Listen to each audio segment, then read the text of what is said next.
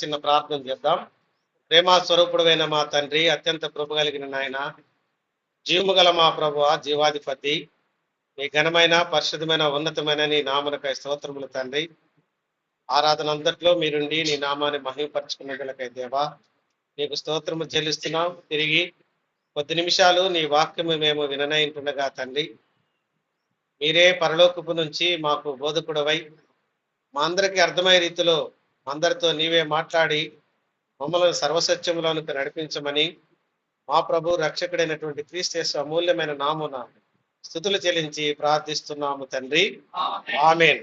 ప్రభు నందు ప్రేమించబడిన దేవుని బిడ్డలారా, ఈ 119వ కీర్తన ఇది చాలా పెద్ద కీర్తన. 176 వచనాలు ఉంటాయి. ఈ 176 వచనాలు, ఇంత పెద్ద కీర్తన మనకి ఎక్కడ కనపడదు. అయితే ఇది చాలా క్లుప్తంగా కూడా ఉంటుంది. ఎట్లా అంటే ప్రతి 8 వచనాలు ఒక భాగం, ప్రతి 8 వచనాలు ఒక భాగంగా ఉంటాయి.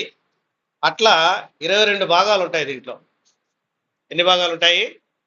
22 భాగాలు ఉంటాయి. ఒక్కొక్క భాగానికి ఒక్కొక్క పేరు పెట్టింది ఇక్కడ. మొదట దానికి వచ్చేటప్పటికి ఆలేఫ్ అని పెట్టబడింది.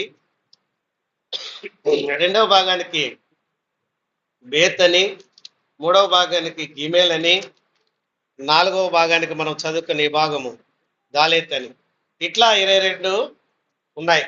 ఏందయ్య అంటే హెబ్రీ భాషలో ఉన్నటువంటి అక్షరాల మాల. అంటే మనకు ఆ ఈ ఎట్లా ఇంగ్లీష్లో ఏబిసిడి ఎట్లో, ఈ హెబ్రీ భాషలో ఈ 22 అక్షరాలు ఈ వాళ్ళ అక్షరాలు. దాన్నే ఈ కీర్తనాకారుడు దాన్ని 1, 2 అనే దానికోసంగా ఉపయోగించాడు. అంతేగాని దీంట్లో ఇంకా అంతకు మించి ఇంకేం లేదు. అయితే ఈ 176 వచనాల్లో మనం చూస్తే ప్రతి 8 వచనాలు చాలా దేవుని యొక్క బైబిల్లో మనము ధ్యానం చేస్తుంటే మంచి సత్యాలు వీటిలో ఉన్నాయి. మనము చదువుకున్న ఈ భాగంలో వచ్చేటప్పటికి కీర్తనాకారుడు తన జీవితంలో జరిగిన పరిస్థితుల్ని జ్ఞాపకంలోనికి తెస్తా ఉన్నాడు ఇక్కడ. ఇప్పుడు చూడండి, ఈ కీర్తనాకారుడు తన ప్రాణము మంటిని హత్తుకొనున్నది అంటున్నాడు. అమ్మా, ప్రాణము మంటిని హత్తుకొనుంటే ఇప్పుడు చూడండి, ఒక మట్టి కుప్ప ఉందనుకోండి, బాగా దానిని కానీ మనం పోయి కానీ హత్తుకుంటే ఏమవుతుంది? మనకు అందుకోవద్దు. అంటే మనకి ఏం జరగదప్పుడు? శ్వాస ఆడదు. అంటే ఈ కీర్తనకారుడు ఏ స్టేజ్లో ఉన్నాడా అంటే ప్రాణాపాయ స్థితిలో ఉన్నాడన్నమాట.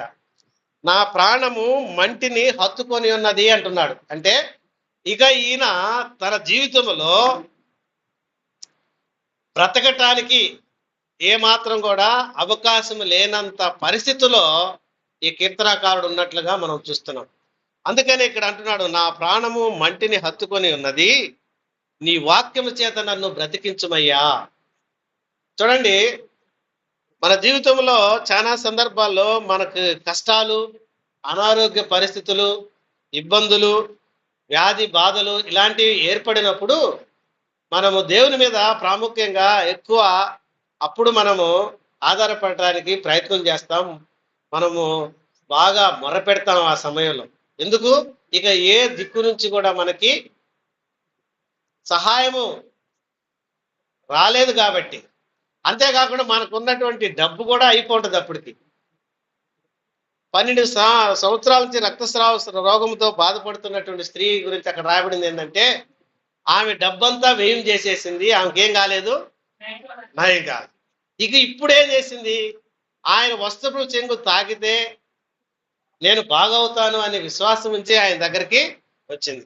ఈ కీర్తనకారుడు యొక్క పరిస్థితిని కూడా మనం ఇక్కడ చూస్తే, నా ప్రాణము మంటిని హత్తుకొని ఉన్నదయ్యా, నీ వాక్యము చేత నన్ను బ్రతికించుము. కాబట్టి ఇక్కడ మనం చూస్తే తన జీవితంలో ఏ పరిస్థితి గుండా కూడా ఆయన జీవించడానికి యోగ్యత, అంటే ఇక పరిస్థితులు అనుకూలంగానే లేవు ఆయన జీవితంలో. అలాంటి పరిస్థితులు ఏమంటున్నాడంటే, నీ వాక్యము చేత నన్ను బ్రతికించుము. మానవ జీవితంలో మనకెదురయ్యే సమస్యల నుంచి మన కష్టాల కడల్ని తీరాలంటే ప్రభువును మనం ఆశ్రయించి ఆయన కృపకు మనం పాత్రులము కావాల్సిందే. ఏ పరిస్థితి గుండా మనము మనకి జ్ఞానము కలిగి ప్రయత్నాలు చేస్తాం కానీ వాటన్నిటి ద్వారా మనకి ఏం రాదు, విడుదల కలగలేదు.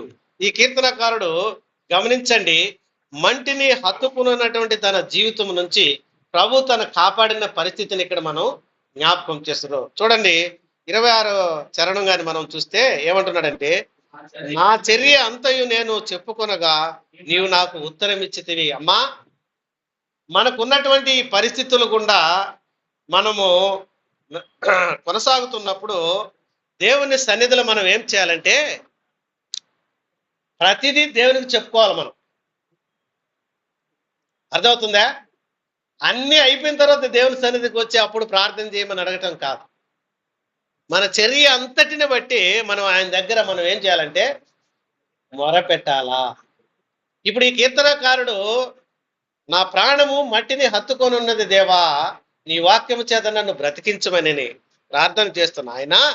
ఆయన ఏం చెప్పుకుంటున్నాడంటే, తన జీవితంలో ఏదేదైతే జరిగినాయో, ఏ పరిస్థితులు అయితే అతనికి ఎదురైనాయో, ఆ చర్య అంతా అంటే తనకు ఉన్నది మొత్తము తన జీవితంలో ప్రతిదీ. ఇప్పుడు చూడండి, చాలా సందర్భాల్లో మనం ప్రార్థన చేసేటప్పుడు ఏం చేస్తామంటే కొన్ని విషయాలనే ప్రార్థనలో పెడతాం, కొన్ని విషయాలను ప్రార్థనలో పెట్టాం. ఎందుకు ప్రార్థనలో పెట్టమంటే, అయ్యో ఇది సపోజు సంఘంగా కూడి ఈ మాటలన్నీ నేను ప్రార్థన చేస్తే ఓయమ్మ ఈయన ఇంత ఘోరమైన పరిస్థితిలో ఉన్నాడా అని అందరూ అనుకుంటారని మనం కొన్ని మాటలే కొన్ని పరిస్థితులనే ఎత్తి పడతాం, అన్నిటినీ ఎత్తి పట్టం. కానీ ఈ కీర్తనకారుడు ఏం చెప్తున్నా, నా చర్య అంతటిని నీ దగ్గర నేనేం చేస్తున్నాను, చెప్పుకుంటున్నానయ్యా. ఇక నాలో ఏమి మిగుల్చుకోలేను.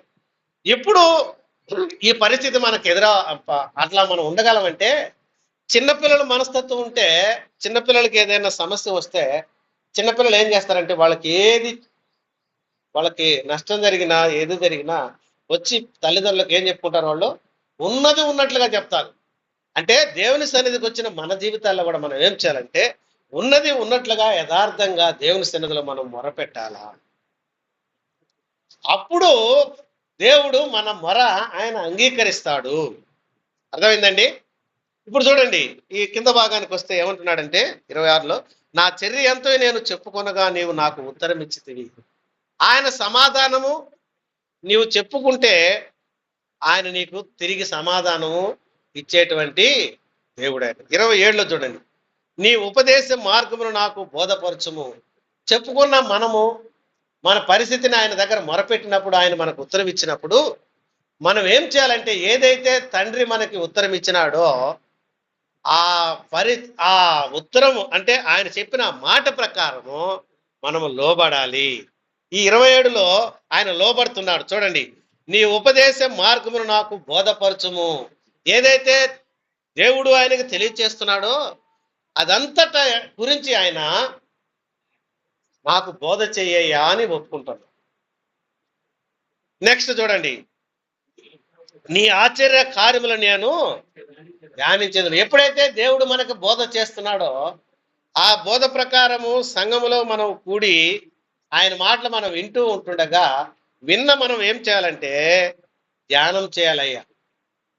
నపుంసకుడు యెరూషలేముకు వచ్చి తిరిగి వాళ్ళ దేశానికి వెళ్ళిపోతా ఉన్నాడు. ఏం చేస్తున్నాడంట? తిరిగిపోయేటప్పుడు ఏం చదువుతున్నాడు? ధర్మశాస్త్రాన్ని చదువుతా ఉన్నాడు. మనం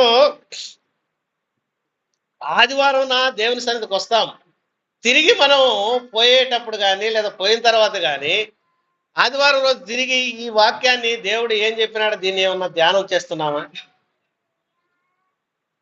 అందరం వింటాం, ఇక్కడ వరకు చాలా శ్రద్ధగా వింటాం, రాసుకొని కూడా రాసుకుంటాం. కానీ దాని తర్వాత మనం ఏం చేయమ్మా, దాని గురించి ధ్యానం చేయ. ఎప్పుడైతే దేవుడు మనకి తన ప్రజల ద్వారా, తన బిడ్డల ద్వారా, తను ఏర్పాటు చేసుకున్నటువంటి తన సేవకుల ద్వారా మనతో ఎప్పుడైతే మాట్లాడినాడో ఆ మాటలు మనము ధ్యానించే వారముగా ఉండాలి. ఆది అపోస్తులు కూడా చూడండి ఏం చేస్తున్నారంట. అపోస్తులు బోధ చేస్తూ ఉంటే ఆది అపోస్తుల సంఘం ఏం చేసిందంటే విన్న ప్రకారము ఏం చేసిందంటయ్యా, అలా ఉన్నదా లేదని వాళ్ళు ఏం చేశారంటే పరిశీలించి పరిశోధించినారు. అసలు యాక్చువల్ గా ఇది జరిగిందా లేదా, వీళ్ళు చెప్తున్నది నిజమా కాదా అని వాళ్ళు ఏం చేశారంటే పరిశీలన చేశారు, పరిశోధించారు. మన జీవితాల్లో కూడా ఇక్కడ నిలబడుకొని ఎంతో మంది దాసులు వచ్చి చెప్తా ఉంటారు. అయితే దానిలో సత్యం ఉన్నదా లేదా, అసలు వాక్య క్రమం ప్రకారం వీళ్ళు మనకి బోధ చేస్తున్నారా లేదా, మనం తిరిగి దాన్ని మళ్ళీ ధ్యానం చేయాలి. ఈ కీర్తనాకారుడు ఏం చెప్తున్నాడంటే, దేవా నా ప్రాణము మంటిని హత్తుకొని ఉన్నదయ్యా, అయితే నీ వాక్యము చేత నన్ను బ్రతికించుమయ్యా. అంతేకాకుండా నా చర్య అంతటి నీ దగ్గర ఏం చెప్పినాను, ఒప్పుకున్నాను ఆయన. కాబట్టి నీ ఉపదేశ మార్గమును నన్ను నడిపించుము, నీ వాక్యమును నేను ధ్యానం చేస్తూ ఉన్నాను. అర్థమవుతుందమ్మా. ఇలా మనము ఒక క్రమమైన నిర్దిష్టమైన పరిస్థితులు గుండా దేవుని వాక్య క్రమంలో మనము నడుచుకుంటే ప్రభు మనల్ని ఆయన కాపాడతాడు. చూడండి 29లో ఏమంటున్నాడు. అమ్మా మన జీవితాల్లో మంచి అయితే చెప్పుకుంటాం కానీ ఏం చెప్పుకోము. చాలా మంది నిన్ను గురించి నువ్వు చెప్పుకోమంటే ఏం చెప్పుకుంటారు, నేను అట్ట చేస్తేనే, నేను ఇట్ట చేస్తేనే, నేను అలా చేసినాను, నేను ఇలా ఉంటేనే, నేను అలా ప్రయత్నం చేస్తానని మన గురించి మనం గొప్పగా చెప్పుకుంటాం. కానీ ఈ కీర్తనకారుడు ఏమంటున్నాడమ్మా, ఇప్పటిదాకా ఆయన నడత ఎలా ఉండిందంట, కపటపు నడత. ఏమండి మనం నడవలేదా, మనం యథార్థంగానే నడుచుకుంటున్నామన్నా. ఎప్పుడైనా మనం దేవుని సన్నిధిలో ఇలా మోకరించి, అయ్యా నాలో ఉన్నటువంటి ఈ చెడుని, నాలో ఉన్నటువంటి అవిధేయతను, నాలో ఉన్న ఈ దుష్టత్వాన్ని, నీకు ఆయాస్కరమైన మార్గం నా జీవితంలో అయ్యా ఈ పరిస్థితులు ఉన్నాయి, వీటి నుంచి నన్ను సరిచేయమని మనం ప్రార్థన చేస్తున్నామా?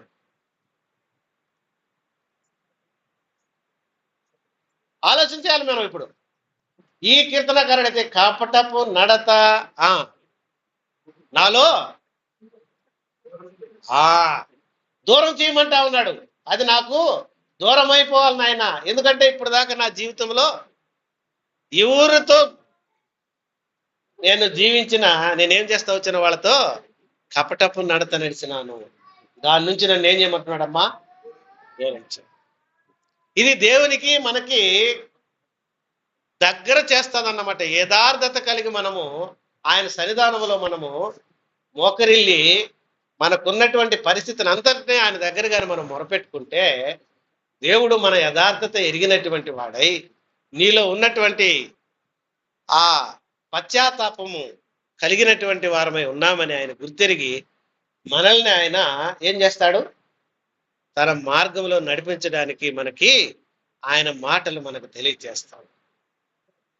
అలా లేకపోతే ఆయన ఏం చేస్తాడంటే వింటూ ఉంటాడు కానీ నీలో ఏం లేదు, యథార్థత లేదు. కాబట్టి నువ్వంతా నటనా జీవితం కలిగి ఉన్నావు. కాబట్టి ప్రభువు నుంచి నీకు వచ్చేటువంటి ఉత్తరం కూడా, అది సమాధానం కూడా ఏమవుతుంది, ఆలస్యము అయిపోతావు.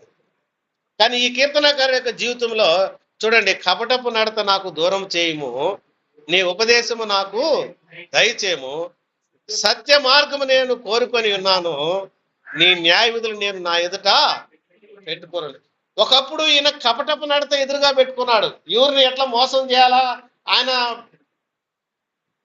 ఆ పరిస్థితుల్ని వాళ్ళకి ఎట్లా ఈ కపటపు నడత వాళ్ళు నడవాలని వాటిని పెట్టుకొని ఉన్నటువంటి ఈ కీర్తనకారుడు ఇప్పుడు ఏం పెట్టుకున్నాడంట, ఆయన ఏం పెట్టుకుని ఉన్నాడా ఎదురుగా, దేవుని యొక్క వాక్యాన్ని.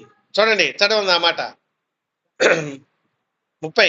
సత్య మార్గం నేను కోరుకొని ఉన్నాను, నీ న్యాయ విధులు నేను నా ఎదుట పెట్టుకొని ఉన్నాను.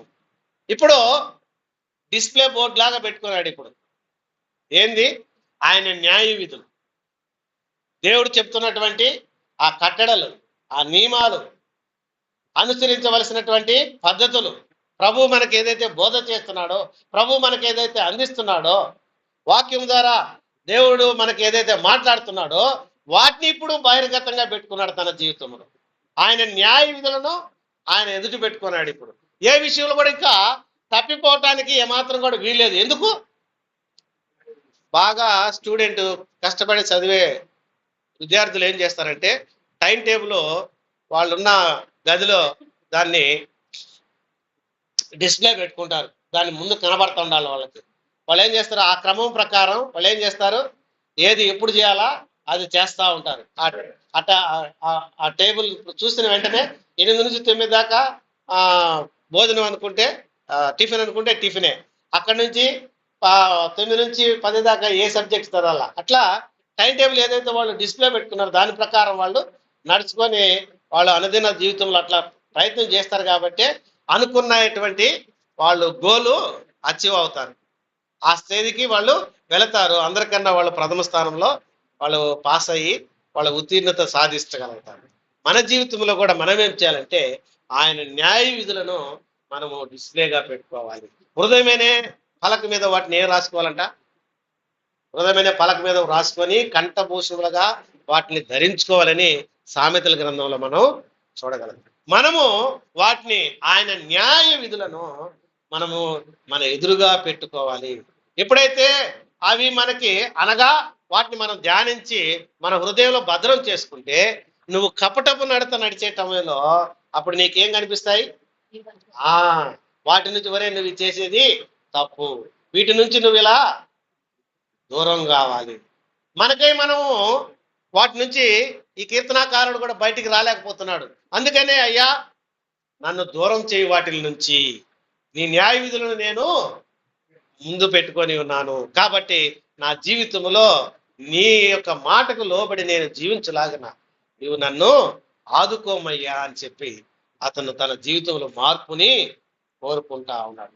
కాబట్టి ఈ కీర్తనాకారుడి యొక్క జీవితంలో మంటిని హత్తుకున్న తన జీవితం నుంచి ఇప్పుడు ప్రభు ఏం చేసినాడంటే ఆయన శాసనాలని హత్తుకునేవాడిగా చేశాడు. చూడండి 31లో, యెహోవా నేను నీ శాసనములను హత్తుకొని ఉన్నాను. ఏమండి, మంటిని హత్తుకున్న తన జీవితం నుంచి ఇప్పుడు దేవుడు ఏం చేశాడు, అతన్ని తన శాసనాలను హత్తుకునేటువంటి కృప ఆయనకి ఇచ్చినాడు. ఎప్పుడైతే దేవుని యొక్క న్యాయాన్ని, దేవుని యొక్క న్యాయ విధులను, దేవుని యొక్క కట్టడలను, దేవుని యొక్క మాటకు మనం లోబడి జీవిస్తామో మన జీవితంలో ఇప్పుడు ఏమవుతుంది, ఆయన యొక్క కృపకు మనల్ని పాత్రులుగా ఆయన చేస్తాడు. అవునా కదమ్మా?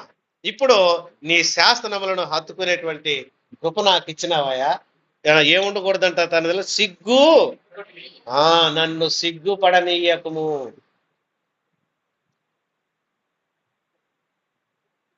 నశించిపోతున్నటువంటి వారికి సువార్త అనేది ఎట్లా ఉంటుందంట, వెరితనంగా ఉంటుంది. కానీ అది మనకైతే దేవుని శక్తి. ఎందుకు? ఆ మాటలే మనల్ని రక్షించినాయి. ఆ సువార్తే మనల్ని ఆ పాపము నుంచి మనకు విడుదల కలగచేసింది. ఆ నిత్య స్వాస్థ్యానికి, పరలోక పట్టణానికి మనల్ని ఏం చేసింది, అది వారసులుగా చేసింది, దత్తపుత్రులుగా చేసింది. ఆయనతో నిత్యం ఉండే భాగ్యాన్ని మనకు అనుగ్రహించింది. అయితే అది నశించిపోయిన వాళ్ళకి ఏముంటుంది, అది వెరితనంగా ఉంటుంది. అయ్యా నీ శాసనం నేను హత్తుకొని ఉన్నాను, నన్ను సిగ్గుపడా చేయకుమయ్యా. నా జీవితంలో సిగ్గు అనేది ఇక రాదు. మొదట్లో సువార్త పోయి చెప్పేటప్పుడు సువార్త పత్రిక ఇవ్వాలంటేనే ఏందో మనకు ఎట్లా అనిపిస్తుంది, ఎందుకు వచ్చినావబ్బా, ఏంది ఈ పని అన్నట్లుగా ఉంటుంది. కానీ ఆ సువార్త యొక్క మన జీవితంలో సువార్తను మన హృదయానికి అన్వయించుకొని ప్రభు మనకు చేసిన ఆ మేలును మనం తలపోసుకుంటే, జ్ఞాపకం చేసుకుంటే మనము ఏం చేయలేము, అప్పుడు సిగ్గుపడము. యథార్థంగా వెళ్ళి పత్రిక ఇచ్చి వాళ్ళు మనల్ని, అయ్యా ఇదిగో ఈ స్థితిలో మేము ఉంటుంది, పాప స్థితిలో ఉంటుంది, ప్రభు యొక్క సువార్తను అంగీకరించడం ద్వారా మా జీవితంలో మేలు కలిగింది, రక్షింపబడ్డాము, పరలోక పట్టణానికి, నిత్య స్వాస్థ్యానికి మేము వారసులైనాం. ఈ సువార్తను మీరు కూడా అంగీకరిస్తే మీకు పరలోక భాగ్యం దేవుడు అనుగ్రహిస్తాడని మనం సిగ్గుపడకుండా అప్పుడు ఏం చేయగలం? ఆ పత్రికనిచ్చి మనం వారికి సువార్తను అందించగలం. ఆయన యొక్క సువార్తను అంగీకరించకపోతే మన జీవితంలో ఏముంటుంది? సిగ్గు. కూడిక జరుగుతుందంటే, రావాలంటే సిగ్గు. వార కార్యక్రమాలు జరుగుతుంటే రావాలంటే సిగ్గు, నామోష. మనకి సంబంధించిన మన స్నేహితులలో కూడిక జరుగుతుంటే సంతోషంగా పోతాము. ఏదైనా కొంచెం భేదవాళ్ళు కొంత కాలనీలోనూ అనానుకూలమైన పరిస్థితులు ఉన్న దగ్గర సువార్త కూడిక జరుగుతుంది లేదా కూడికలు జరుగుతున్నాయంటే అక్కడికి మనం ఏం రాలేం. అక్కడ రావాలంటే ఎందుకంటే మనకున్నటువంటి ఆ హుందాతనాన్ని బట్టి మనం ఎక్కడికి వెళ్ళలేము. ఆ కాలనీలోకి వెళ్ళి వాళ్ళతో కూడా కూర్చొని వాళ్ళ మధ్యలో ఉండి ఆ మాటలు వినటానికి మనకేముంటది? సిగ్గు.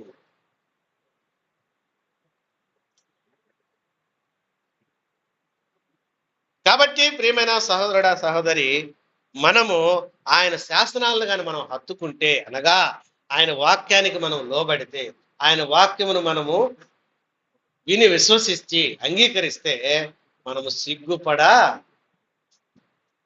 చూడండి, ఈ భాగంలో ఈ మొదటి వచనములో నీ వాక్యము చేత నన్ను బ్రతికించమనే మాటని ఇదే కీర్తనలో 9 సార్లు చెప్తా ఉన్నాడు. ఎన్నిసార్లు చెప్తాడమ్మా?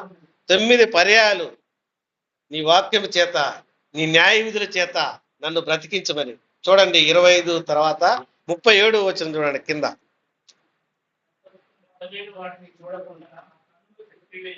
అమ్మా, వాక్యము మన జీవితంలో ఏం చేస్తుందంటే మనల్ని బ్రతికించటమే కాదు, మన జీవితాన్ని కూడా అదేం చేస్తుందంటే క్రమం చేస్తుంది. అది ఈ కీర్తనాకారుడు తెలుసుకున్నాడు. ఏమంట? వ్యర్థమైన వాటిని చూడకుండా నా కనులు తిప్పివేయము, నీ మార్గములో నడుచుకున్నటకు నన్ను బ్రతికించము. ఇప్పుడు మంటిని హత్తుకున్న తన జీవితం నుంచి ఏం కోరుకుంటున్నాడు ఈ కీర్తనాకారుడు? మామూలుగా ఇంకా ప్రాణం పోతుంది కాబట్టి ఇందాక బ్రతికించమన్నాడు, ఇప్పుడు బ్రతికించమంటున్నది ఎందుకంట? అర్థమవుతుందా? మొదటి మనవి ప్రాణం పోతుందయా నన్ను బతికించమన్నాడు. ఇప్పుడు రెండోది నీ మార్గములలో నడుచుకున్నటకు నన్ను. అమ్మా, ఇట్టి వివేచన మన జీవితంలో కావాలి. మనం ఇప్పుడు బతకాల్సింది మన కోసం కాదు, మన కొరకు చనిపోయి సమాధి చేయబడి తిరిగి లేచిన మన ప్రభు అయినటువంటి క్రీస్తు యేసు కొరకే. అందుకని పౌలు అంటాడు, నేను జీవించినంత జీవిత కాలంలో ఆయననే గణపరిచినాడు. అమ్మా, ఆయన కోసమే తన యొక్క జీవితాన్ని ఆయన అప్పగించుకున్నాడు. అనేక ముమ్మార్లు, ఒకటి తక్కువ 40 దెబ్బల చేత ఆయన్ని కొట్టబడ్డారు. అనేక రాజుల ఎదుటికి వెళ్ళి నిలబడి వాళ్ళ యొక్క పరిస్థితులన్నిటిని గురించి ఆయన ఎదుర్కొని ధైర్యంగా సువార్తను అంగీకరించినాడు. ఆయన చెప్పిన సువార్త ఎంత ఫలించింది అనటానికి ఒక ఉదాహరణ ఏందంటే, అగ్రిప్పరాజు దగ్గర నిలబడ్డాడు పౌలు. నిలబడ్డాడు కదనా? అగ్రిప్పరాజు దగ్గర నిలబడినప్పుడు అగ్రిప్పరాజు ఈయన చెప్పే మాటలన్నీ విన్న తర్వాత ఆయన ఇచ్చిన సాక్ష్యం ఏందంటే, నీవు నన్ను ఇంత సులభంగా క్రైస్తవుడుగా చేసినావు అంటున్నాడు. ఎంత? చాలా సులభంగా నన్ను క్రైస్తవుడుగా మార్చేసినావు నువ్వు అంటున్నాడు. అర్థమైందండి? ఆయన మనల్ని పాతాళానికి, మంటికి లోనైనటువంటి మన జీవితాలను ఆయన కాపాడి మనల్ని రక్షించి నిత్య స్వాస్థ్యానికి మనల్ని వారసులుగా, దత్తపుత్రులుగా చేసుకున్నాం. మనము ఆయన యొక్క మార్గంలో నడుచుకోవాలి. మనము అందుకు బ్రతకాలిక. అర్థమవుతుందమ్మా?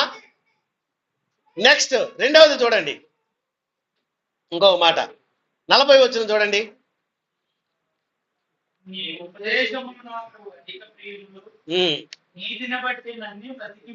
ఏమండి? నీ ఉపదేశములు నాకు అధిక ప్రేములైనాయి. ఇప్పుడు అది మన జీవితానికి అన్వయించుకొని మనము ఆ అనుభవాన్ని మనం పొందిన తర్వాత ఆ వాక్యం యొక్క విలువ మనకు తెలుస్తుంది. అధికమైన ప్రియమైనదిగా ఆయన ఎంచుతూ ఉన్నాడు. ఏమంటున్నాడు కింద? నీతిని బట్టి నన్ను బ్రతికిము అయ్యా, నీ నీతి కొరకు నేను జీవించలాగను. ఆయన నీతిమంతుడు కాదండి, ఆయనలో అనీతే లేదు. అంటే ఆయనంట నీతిమంతుడు. పిలాతు చెప్తున్నాడు, పిలాతు భార్య కూడా చెప్తుంది ఏమని? ఆ నీతిమంతుని జోలికి అవుతాయి. ఇప్పుడు నేను బతకటానికి నన్ను బ్రతికించినావు నువ్వు, నన్ను రక్షించినావు నువ్వు, నన్ను విమోచించుకున్నావు, నీ సొత్తుగా చేసుకున్నావు. ఇప్పుడు నేను బతికేది ఎందుకోసం బతికించాలా? నీ నీతిని కలిగి జీవించినట్లు నన్ను బ్రతికించమని. నెక్స్ట్ మూడోదిగా చూడండి ఏమంటున్నాడు? 88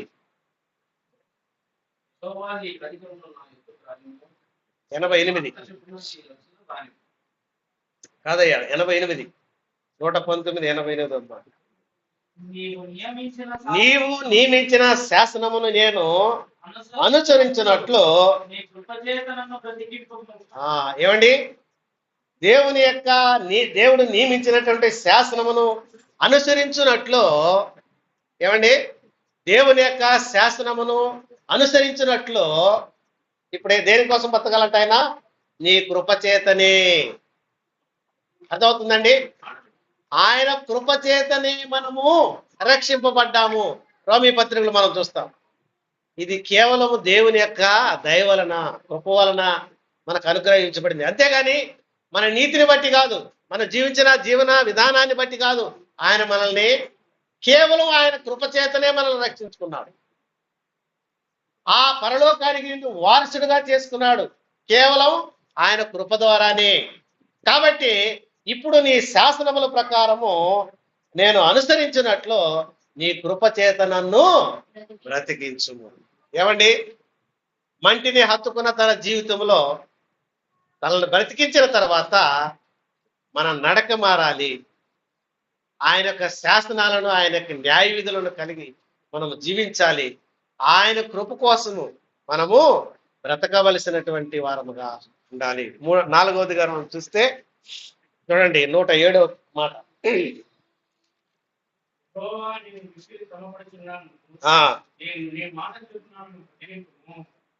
ఇప్పుడు ఆయన కోసము మిక్కిలి శ్రమ పడుతున్నాడు అంటే ఈయన.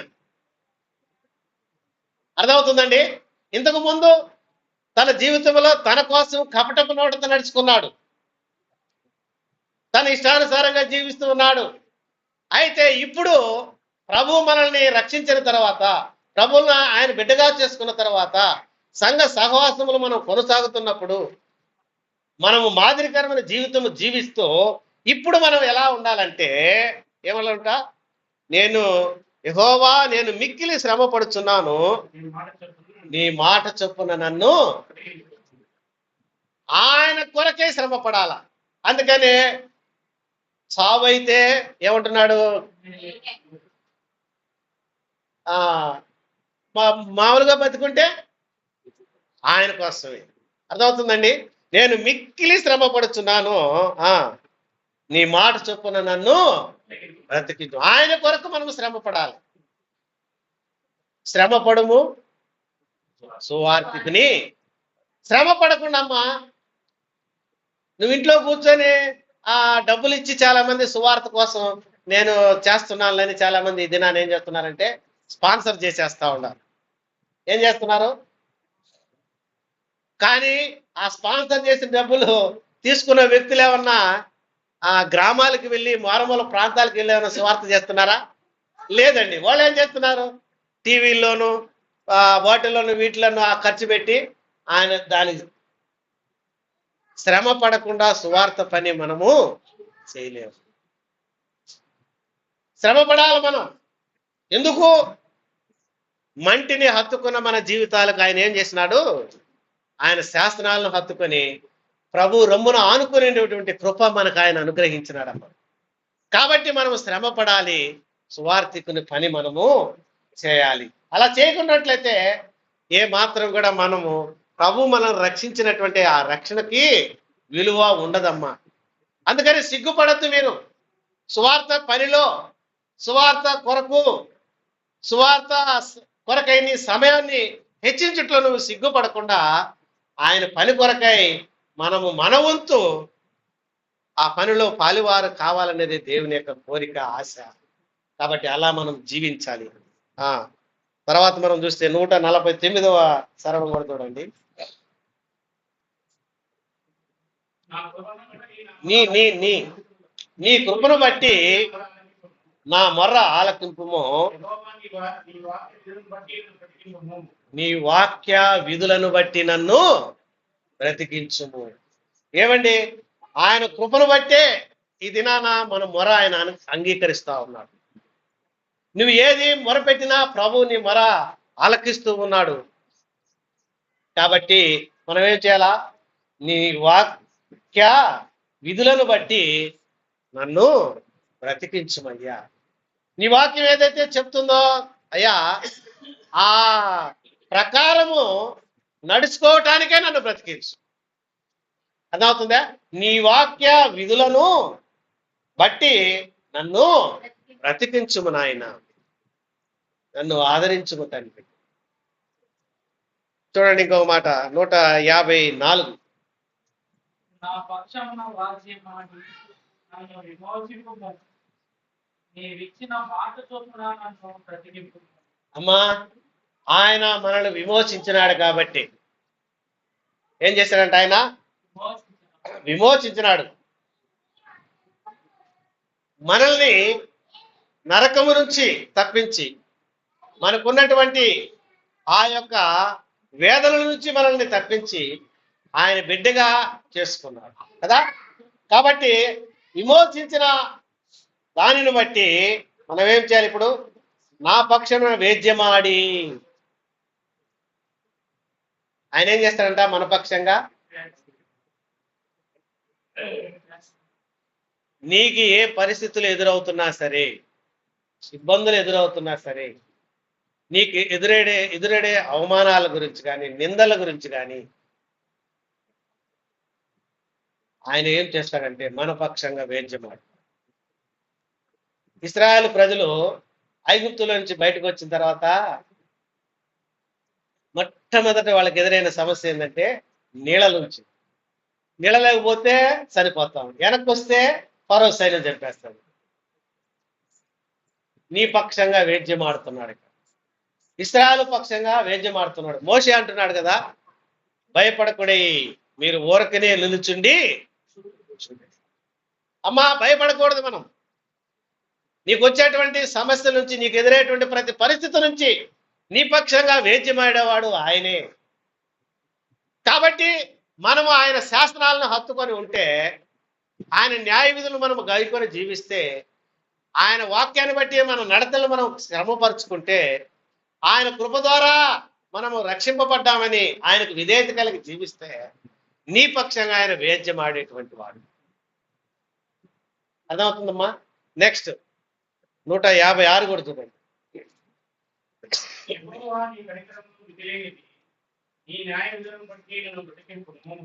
యెహోవా కనికరము, ఆయన కనికర సంపూర్ణుడమ్మ. ఆయన కృపా సమృద్ధి గల దేవుడని ఇదే కీర్తనకారుడు చెప్తా ఉన్నాడు. ఆయన కృపలో సమృద్ధి ఉన్నది. అది నీకు ఇచ్చిన తర్వాత, ఆయనకి ఇచ్చిన తర్వాత, ఆయనకి ఇచ్చిన తర్వాత అది అయిపోయేటటువంటిది కాదు. ఆయన కృపా సమృద్ధి కలిగినటువంటి దేవుడు. ఆయన కనికర సంపూర్ణుడు. ఆయన ఒకరి ఎడల కనికరపడి ఒకరి ఎడల ఆయన మళ్ళీ ఏం చూపేవాడు కాదు, కనికరం లేకుండా చేసేటువంటి వాడు కానీ కాదు. అందుకనే నన్ను బ్రతికించుమయ్య. 56. యెహోవా, నీ కనికరములు మితి లేనివి, నీ న్యాయ విధులను బట్టి నన్ను బ్రతికించుమయ్యా.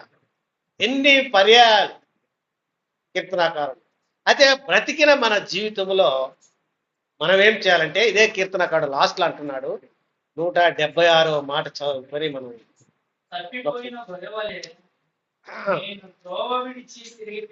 అమ్మా, ఇంత సత్యం తెలిసిన తర్వాత కూడా ఈ కీర్తనకారుడి జీవితంలో ఏం జరిగింది? తప్పిపోతావు. మనకి మన జీవితంలో అన్ని క్రమంగా జరుగుతున్నాయి, అన్ని మనం ఇది చేసుకుంటున్నాము, వాక్య క్రమంలోనే ఎదుగుతున్నాము అనుకున్నట్టుగానే ఉండి లాస్ట్కి మనం ఏమైపోతున్నామంటే తప్పిపోతున్నాము. ఇంత తన జీవితంలో మేలైన కార్యాలను రుచి చూసినటువంటి ఈ కీర్తనాకారుడు ఏం చెప్తున్నాడంటే, నేను గొర్రె వలే దేని వలే గొర్రె వలేతో తప్పిపోతున్నాడు. మేకలు తప్పిపోవండి, కోళ్ళు తప్పిపోవు దోవ. ఒకసారి ఒకరింటికి మేకలు కట్టేసి అక్కడ కట్టిన తర్వాత అవి తప్పకుండా మళ్ళీ ఆ ఇంటికి వచ్చేస్తుంది, త్రోవ తప్పవు. కోళ్ళు కూడా త్రోవ తప్పిపోవు, పశువులు. కానీ ఏం తప్పుతుంది? గొర్రె.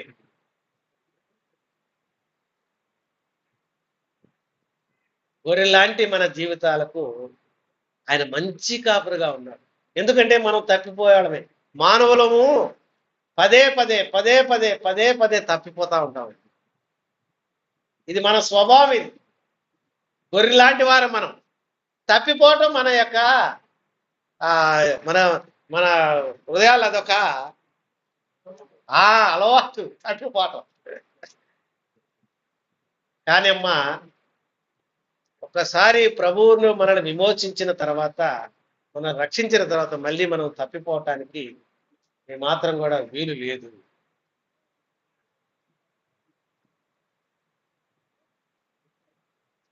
ఈ కీర్తనకారుని చాలా సందర్భంలో అయినను అయినను అయినను అని రాస్తా ఉన్నాడమ్మా.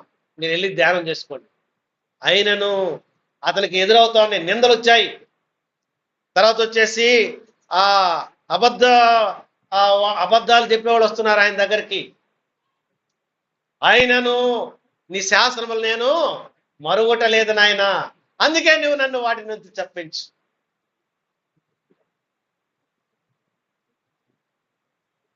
కాబట్టి ఇక్కడ ఒక మాట చూపించి నేను ముగించాలనుకుంటున్నాను. చూడండి 50వ వచనం చూడండి. దీంట్లో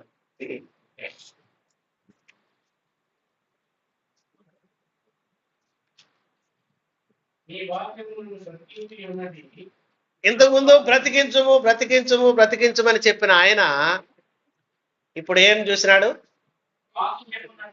బ్రతికించిందయ్యా మన జీవితాల్లో కూడా.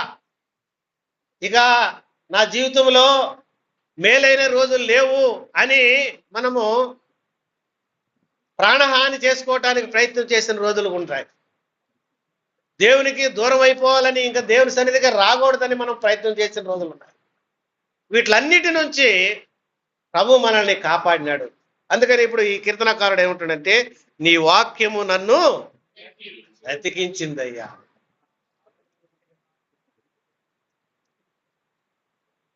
అర్థమవుతుందా? నీ వాక్యము నన్ను బ్రతికించెను. కింద చదవండి.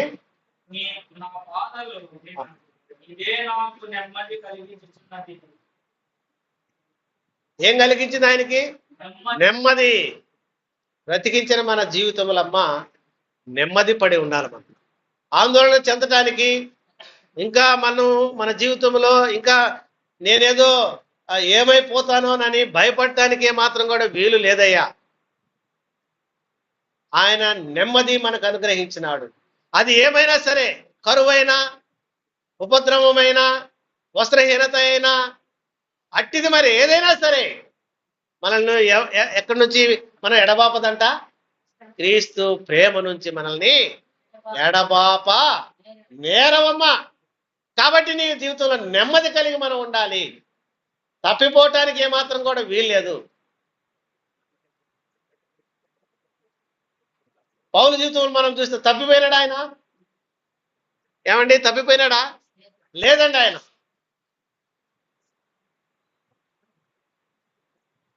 మనం తప్పిపోవటానికి ఏమాత్రం కూడా వీలు లేవు. నువ్వు ప్రభువుని సంపూర్ణంగా విశ్వసించి అంగీకరించి ఉంటే ఇక మనము తప్పిపోవటానికి ఏమి లేదు.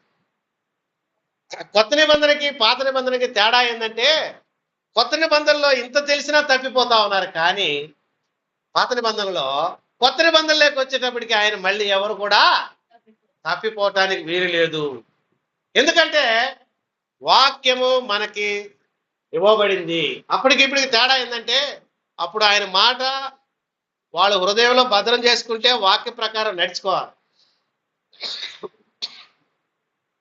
ఆ మాట వాళ్ళు మర్చిపోతే మళ్ళీ వాళ్ళకి జ్ఞాపకం రాకపోతే తప్పిపోతారు. కానీ మనకి దేవుని యొక్క వాక్యము గ్రంథస్థం చేయబడింది.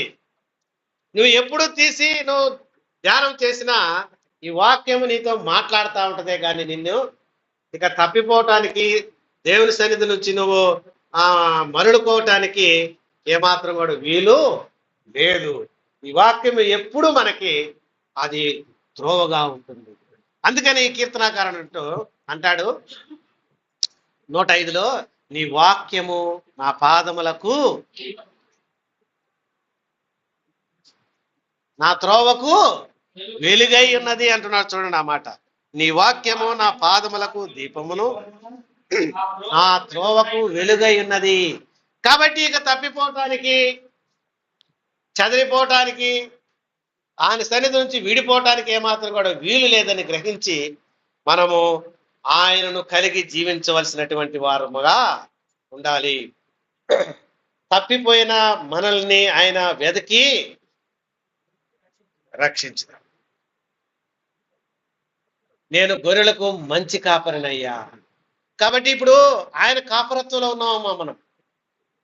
మన ప్రధాన కాపరి మన ప్రభువైన యేసుక్రీస్తు. ఆయన మనల్ని ఇక తప్పిపోనివ్వడు. తప్పిపోయిన మనల్ని ఆయన సేద తీర్చుకున్నాడు.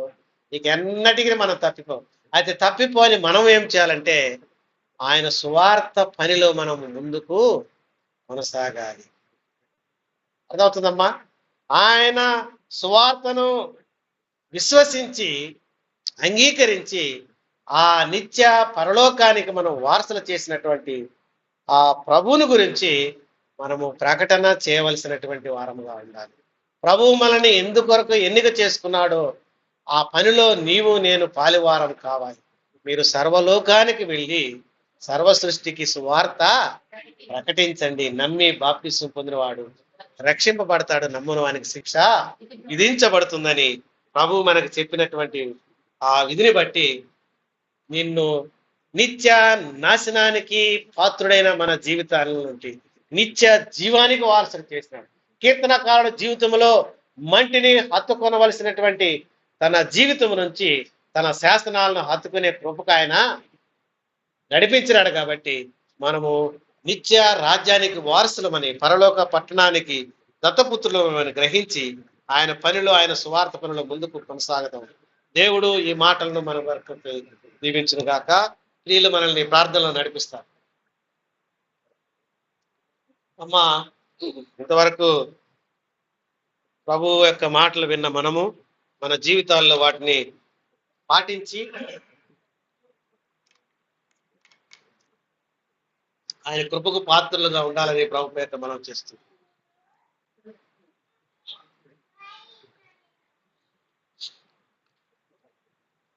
ప్రభునందు ప్రియులారా, మీ అందరికీ వందనాలు తెలియజేస్తున్నాను.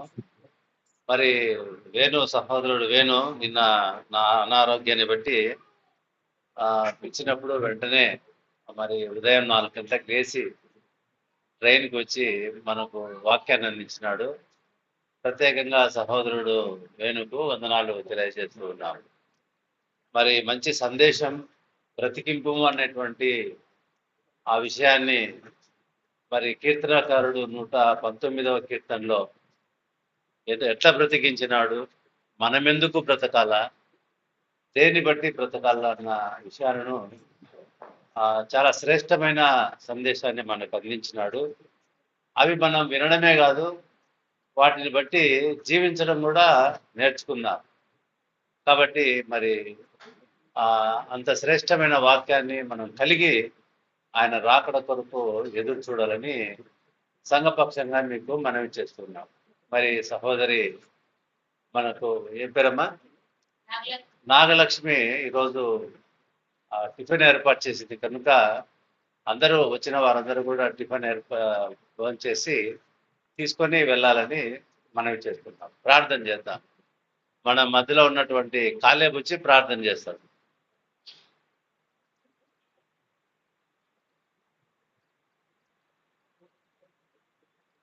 ప్రార్థన చేసుకున్నాం. మహాపరిశుద్ధుడ, ప్రేమల మా తండ్రి, జీవాధిపతి నీకు స్తోత్రాలు నాయన. అయా తండ్రి, నిన్నటి వారమైన మమ్మల్ని ప్రేమించి ప్రభువా అయినా మీరు రాకడ ఆలస్యమై మరొక దినాన నిన్ను ఆరాధించే వారు ఆత్మతోనూ సత్యంతోనూ ఆరాధించినట్లు తండ్రి అయా మీరు బలపరిచిన బట్టి కూడా మీకు వందనాలు చెల్లించుకుంటున్నాం తండ్రి ప్రభువా. అయా మీ దాసుని బలపరిచి నేను తండ్రి వేణంకులు అయా ఆయన మా మధ్యలోకి నా తండ్రి ప్రభువా మీరు నడిపించిన బట్టి కూడా మీకు కృతజ్ఞతా స్తోత్రాలు చెల్లించుకుంటున్నాం తండ్రి.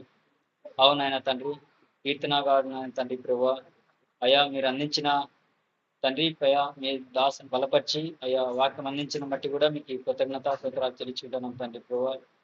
అవునాయన తండ్రి, కీర్తనగాడు నాయన తండ్రి ప్రభువా ఆయన స్తుతించుట, ఆయన గణపరచుట తండ్రి ప్రభువా అయ్యా మీరు అందించిన మాటల బట్టి కూడా మీకు కృతజ్ఞత చెల్లించుకుంటున్నాం తండ్రి. అవునైనా మా జీవితాలు అయినా ప్రభువా అయ్యా మేము అలాగా జీవించాలైనా తండ్రి అయ్యా ఉచితమైన రక్షణ అయినా తండ్రి ప్రభువా నైనా తండ్రి మాకు ఇచ్చిన దేవా మీకు కృతజ్ఞత స్తోత్రాలు చెల్లించుకుంటున్నాం తండ్రి.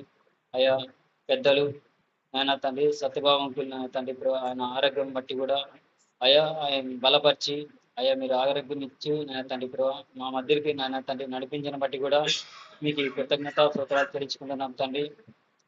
సంఘం నాయన తండ్రి ప్రభావ ప్రార్థన చేసిన రీతిగా నాయన తండ్రి మీరు బలపరిచిన బట్టి కూడా మీకు కృతజ్ఞత స్తోత్రాలు చెల్లించుకుంటున్నాం తండ్రి.